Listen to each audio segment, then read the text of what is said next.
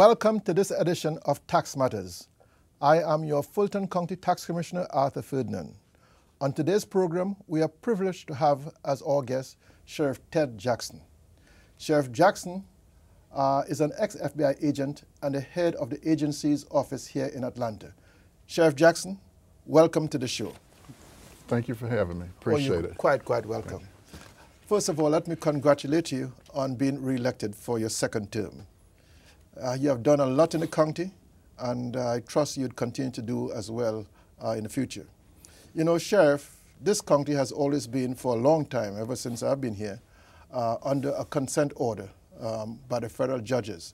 First, could you tell the viewers what this consent order is that you are operating under? Well, the Sheriff's Office is under a consent decree based on the jail. It was a lawsuit by the inmates with the Southern Center as the representative for them against the county and the Sheriff's Office for conditions at the jail, for the population being overcrowded. A little history on the jail. The jail, when the county moved in and accepted it in 1989, it was built for 1,438 inmates. The population at one point got up to 4,000. And so the conditions became unbearable according to the inmates, and they sued the county and the Sheriff's Office. And we've been on a consent decree, but for the last almost 4 years, we've been in 95% compliance with the consent decree. The conditions are improved. The 4 issues that are remaining pertain to the population. We have a cap of 2,500 inmates at the jail, and we can't use all the beds because of the nature of the inmates. Evacuation plan. The locks at the jail, the locks that were originally put on the jail were for minimum security, and they don't fit anymore, and also staffing. Those are the 4 issues that we're working with the court on in the county, and we're making tremendous progress. Who was the sheriff at the time of this consent decree? This present consent decree was Sheriff Myron Freeman, and I believe it was like 2006. Wasn't there one before that? There was one that goes all the way back. The old jail was the original consent decree, and it caused the county to build a new jail back in '89. And we get into a consent decree, we get out, and we always go back and forth. And this time we hope to solve all the issues and get the federal court out of the jail business. Well, at one time the county, talking about the population, at one time the county was considering buying Atlanta jail.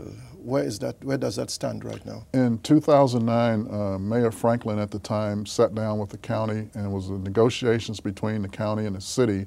And the negotiations pertained to the city selling the jail to the county, fixing the jail up to standards, and actually selling for whatever the mortgage was. And I believe at the time it was $35 million.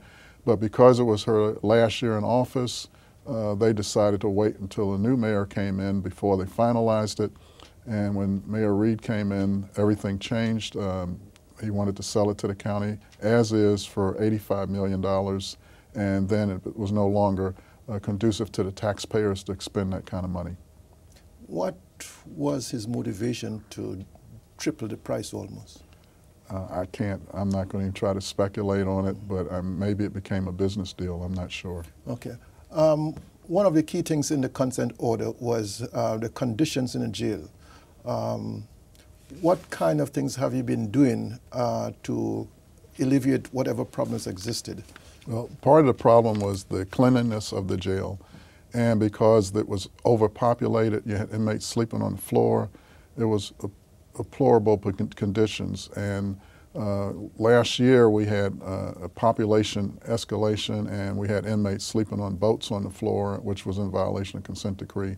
So we've created more area for intake. Intake causes the problems. We only can take in so many inmates, and if we exceed a certain number, then we have to put them on the floor until we can house them in actual beds. Because when you first come into the jail, you're screened for the first 72 hours to make sure you have no communicable diseases and there are no other issues before you're classified and sent to an actual bed. So we've increased the size of the intake area, and then we've taken people off the floor, and we are under constant review by the federal monitor. He was just here last week. He comes in once a month to make sure we're in compliance with the consent decree.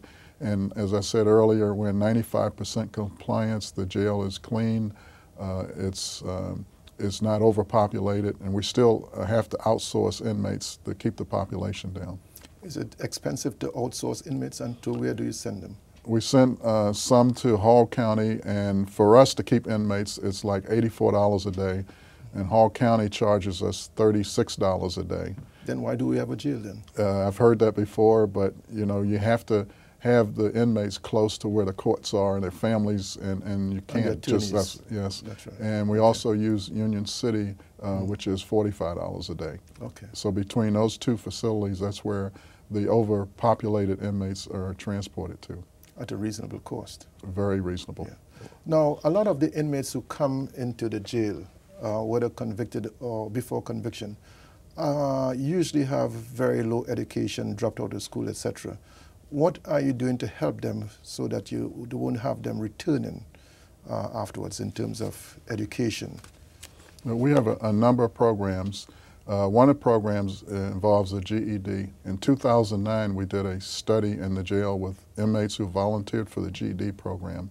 And we had over 900 sign up for the program. And after they were tested, we found that 65% read on a 3rd to 8th grade level. Really? Which meant that the GED program, we would have to make adjustments. So those that qualify, we normally have a GED class, one for female inmates and one for male inmates, up to 25 per class. And we experimented with a pre-literacy program that worked. And so we always look for volunteers to kind of come in and help us with pre-literacy and with the GED. We have a culinary program that's 12 weeks that teaches the inmates skills so that when they finish the class, they get a certificate. They can actually work in hotels and restaurants. We have a floor tech program with the Goodwill Industries. And when they finish that program, they get a certificate and they're guaranteed a job from the Goodwill Industries. And we're always looking at ways for counseling. We have counselors that come in to do alcohol, drug, and other kind of counseling to prepare inmates when they get out of jail not to come back. Do you help them actually get jobs afterwards also, or is there some agencies that help place these inmates? We do have some agencies that help place them, and the counties develop a recidivism reentry program that should place the inmates once they finish the programs in the jail so that they don't become repeat offenders. Very good. So your expectation is that in terms of the treatment of inmates, that one day before your second term is up, the consent decree would be lifted? We're well on the way. Right now, we're working with the county to get the locks fixed. We experimented with some brand new locks that had never been developed before, and a company that built the locks, we've had the locks for over 2 months, and the inmates are not able to defeat the locks. So hopefully we can get the locks finished. Then we're going to have to do something long-term with the population, because we know the population of the county is increasing, crime problems are increasing, the offenders are getting more violent, so we're going to need bed space in the future, and so we're going to have to develop a way to deal with that. Staffing, we're working with the county on an evacuation. We're almost done with that. So there is a possibility. I don't want to predict what the court might do, but we're going to give them a good case to maybe release us from the consent decree. Okay. You know, prevention is a great thing, but youth programs is very key to prevention of people going to jail by interceding before they become criminals. And you have several programs in the jail that helps kids stay on the right track. Let's talk about the first one, your Youth Intervention Program, okay, or YIP as you call it. YIP started April of last year, and it started as something that you really don't believe. A mother called in, and she was having trouble with her 11-year-old daughter. She didn't know where to turn, and she called the office and said she was going to drop her 11-year-old daughter off at the office. Well, of course, we didn't believe it, and then about an hour later, she shows up, and she actually drops her 11-year-old daughter and leaves. And there we are with the lieutenant over outreach, looking at this 11-year-old, thinking, what are we going to do now? And so he developed just an avenue to go to the courts and have a judge talk to her, and then took her to the jail. And then after that, we started getting other calls, and we decided we didn't want to get bogged down because we don't have the personnel to deal with this daily or every other day. It's a social issue. So the third Tuesday of every month, which is today, we have up to 20 youth 10 to 18 years old come in, and this morning we had 18 come in, and we talk with them. Their age group is from 10 to 18, and in the mornings I will talk with them and their parents, and we'll talk about behavior and how to change behavior and why we have the program, and then they go to court and talk with the judge and the prosecuting attorney just to understand what the system is, and then after that they go to the jail. The reason we've included the jail, the inmates, a lot of them will tell us that third or fourth grade, they fell behind in school and nobody cared and they ended up in jail. And if somebody had a program or worked with them when they were third or fourth graders, maybe they wouldn't have made the choices they made. So they help us and they talk with these young folks. And then at 3:30, they come back to the office. We have them write an essay on what they've learned, how they're going to change their life, and we have them read it to their parents. And then you see the change in general. We've had about 300 youth go through the program. We've lost a couple, and they probably shouldn't have been in the program. They had other issues. Now, last December, we got a call from A&E. A&E, they do programs throughout the country, and it's called Beyond Scared Straight. Our program, while it's an intervention educational program, I guess it fit their parameters, and they came in February and filmed an episode that the public can get to see on November 8th at 10 o'clock. They can get to see 1 hour of 40 hours of film that they did, and they liked the program so well they came back in August to film another episode.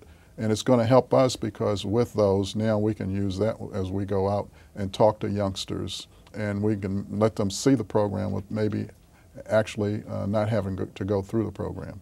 Well, that's a nice honor to be recognized for that program. Now let's go back a little bit with the young lady who started this 11-year-old. What has become of her? Well, sometimes we're able to follow up, and what we do when the program is over, we tell the parents to stay in touch if they have issues. And also we have counselors involved.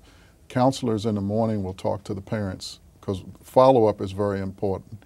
We can go through the programs and we can do the education, but when the day is over and it's forgotten, they can revert back. Mm-hmm. So we are available for call-ins. And the last call we got, the 11-year-old was doing fine, and we haven't heard from the mother since. So for us, no news is good news. So she's back in school, she's probably doing well, and will probably end up going to college or being a productive citizen without the long hands of the law getting on her. And the thing I look at— That's really great. Yes, and the way we look at it is you can educate them now or lock them up later. Yeah. And we'd rather educate them so that if they do end up in the jail, they can't say that no one ever tried to work with me or help me.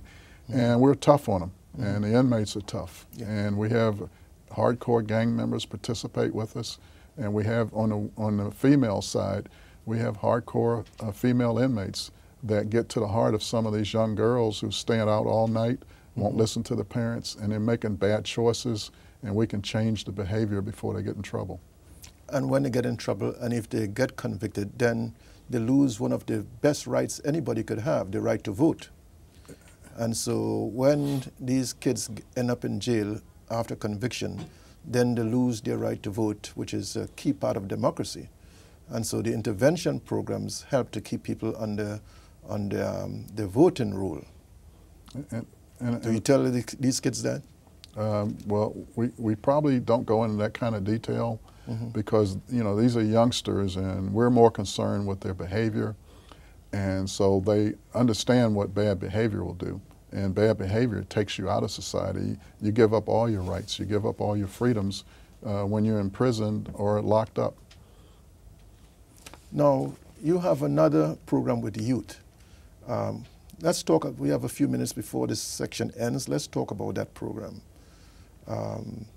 We started a program 2 years ago, and it's entitled HYPE. Mm-hmm. HYPE stands for Helping Youth Prosper and Evolve. And when we're looking at this program, started before the Youth Intervention Program.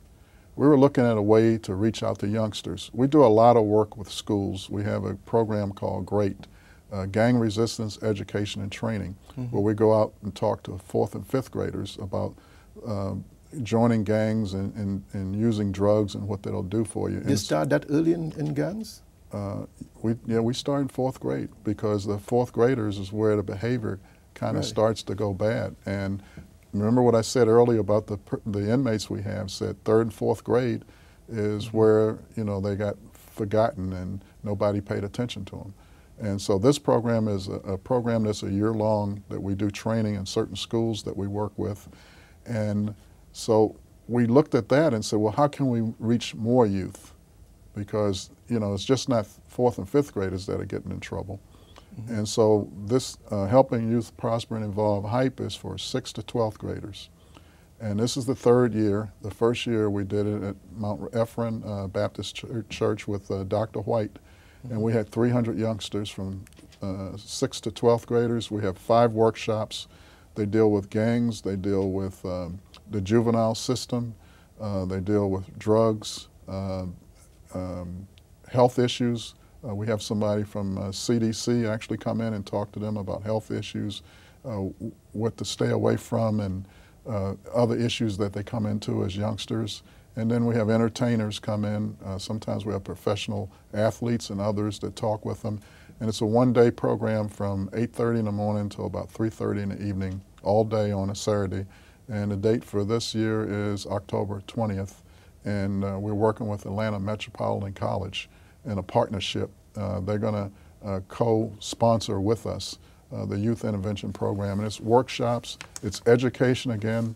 It's about behavior, but it's more about life.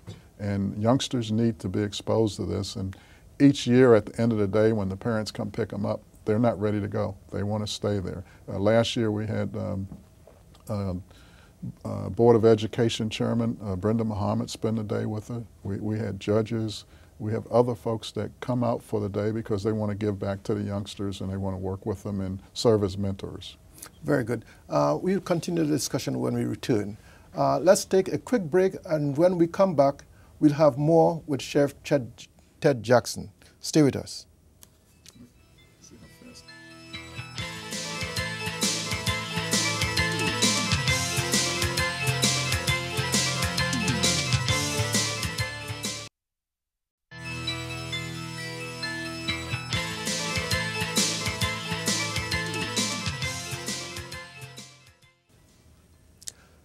Welcome back, everyone. Let's continue our discussion with Sheriff Ted Jackson.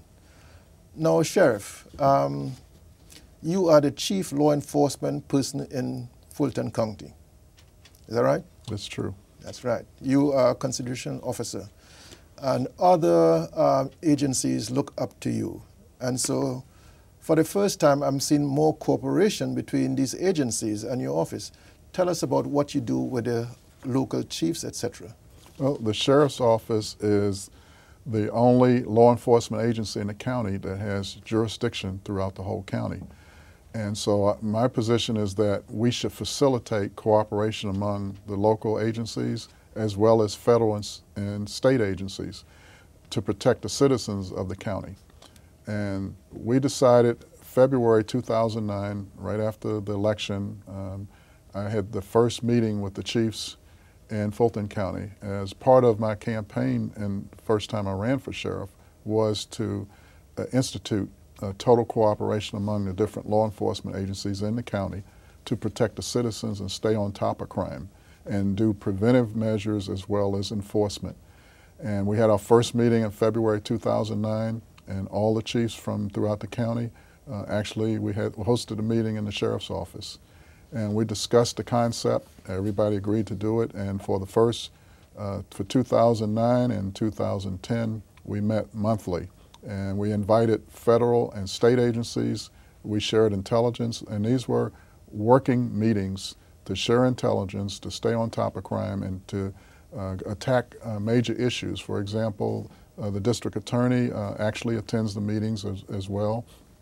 And he established a countywide burglary task force that's now become regional. And it was through this meeting that we developed information that burglaries were a problem in the county. Yeah. And all the agencies came together to work it. Now we meet every other month. but we still have a close working relationship. And even though we only meet every other month, we're in close contact. We share information, we share equipment, and we work very well together to protect the whole county. Yes, burglaries and break-ins seem to be epidemic in Georgia, and particularly in Fulton County. You see this tide changing anytime soon? Well, through the task force, the burglaries, and the district attorney has clear details, but has been reduced at least almost 30% in the county. And what we're finding is that it was more than just a county problem. And that's why we work so well with the state and federal agencies. And also in our sheriff's office, we work with the other 10 counties that make up the region for the Sheriff's Association. And we meet to make sure that if a crime is committing in one county and they're taking it to another county, we can work well together. And through the burglary task force, we've determined that some of these burglars, they might originate in Fulton County or they might operate out of Fulton County, but they go to Douglas, Cobb, Gwinnett, DeKalb, and other counties. And by all of us working together, we can get after the most serious of the offenders. Very good. Well, I would say that you have shown great leadership in working with the other law enforcement agencies, but I also want to thank you for working with my office in terms of collecting taxes. This is the first time we have had such a relationship with any sheriff, and I've been here for 16 years now. Time flies. This is the first time I've had such good relations with the sheriff's office, and I thank you. You have done a great job in helping us with our responsibilities of collecting taxes. Thank you. And we appreciate the relationship as well. And by working together, we can help those that fall behind with their taxes. And we do a lot to help people. And that's something that doesn't get out. You know, the one case where somebody might lose a house, that's the one that they hear about the most. They don't hear about all the others that we've been able to help. And we have a staff that works with your staff to give people every opportunity to keep their residences. Well, thank you very much for blowing our horn. I don't do that for myself. But we help quite a few people in the last effort to keep their homes. Our job is to collect taxes, not to take people's homes, and people should understand that. So thanks for your effort and your help. Now let's talk a little bit about the task forces that exist. There are two primary ones I see.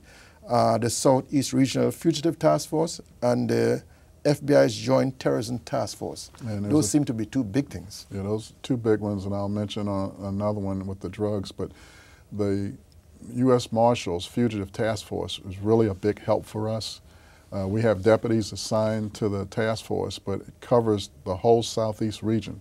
So if we have violent offenders that we need to find, we actually have help through the U.S. Marshals Service, and brings a federal presence to help us find people that ordinarily we'd have a tough time finding if they left the county. And so that really helps us. On the Joint Terrorism Task Force, we actually have a deputy assigned to the FBI's Joint Terrorism Task Force because we have targets of interest within the county. Some of those targets will go undiscovered if we don't have this relationship. And we're able to, because crime is now a global issue, and it's more than just Fulton County, we have to, in order to protect the targets that we have in the county, reach out and be part of national and international groups so that we can get information and protect folks. The last thing you want is for a terrorist act to occur and have someone question why you weren't able to prevent it or why you didn't work with the proper authorities to get information about it. Especially with homegrown terrorists these days. Especially now with all the issues going on across the country and across the nation. It's having firsthand information with the agency that deals directly with it only helps the county. Well, we have 1 minute to go. Let's talk about the Joint Terrorism Task Force a little more and how you work with the Department of Homeland Security a little bit more. Okay, with the presence on the Joint Terrorism Task Force, it deals with international issues as well as domestic issues. You can have individual cells operating within the county, or within the state that might be a threat to the county. But by sharing information and having a presence, you can stay on top of that, especially with Homeland Security being a major issue and with the potential for terrorist attacks any day. We have strong rail systems, we have office buildings, we have the largest airport probably in the nation. All these things in the world, sorry. Mm-hmm. But we have all these things that we have to try to protect. And being in the mix of intelligence sharing and being part of a task force of that magnitude helps the county. Well, very good. That was a very nice discussion about the role of your office. And again, I want to thank you for the job you do in protecting us, in helping prevent youth from being in the jail, and also for cooperating with all the other law enforcement agencies as the sheriff. And again, you are the top law enforcement person in any county, sheriff, and I thank you for what you do and how you do it. Thank you. Thank you for watching our show today. Of course, we like hearing from you about today's topic or any other topic that or related issue. Contact our office at 404-730-6100 or email us at taxmatters@fultoncountyga.gov. That's all the time we have today. We'll see you next time on Tax Matters.